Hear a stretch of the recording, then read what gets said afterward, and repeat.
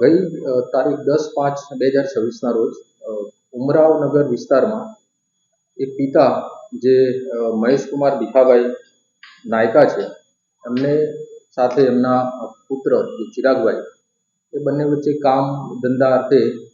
બોલાચાલી થઈ અને એ બોલાચાલી ઉગ્ર સ્વરૂપે થતાં પિતાએ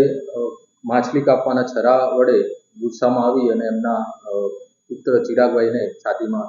છરો મારેલો, જે અંગે ઉમરા પોલીસ સ્ટેશનમાં ગુનો દાખલ થયેલો BNS કલમ 109(1) મુજબ, અને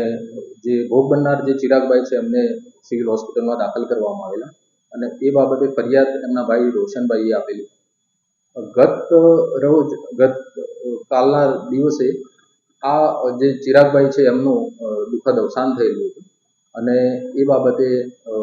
કલમનો ઉમેરો કરી અને BNS કલમ 103(1) મુજબનો વધારો કરવામાં આવેલો અને આ બાબતે 11 તારીખે જ આ કામના જે આરોપી છે મહેશભાઈ, એમને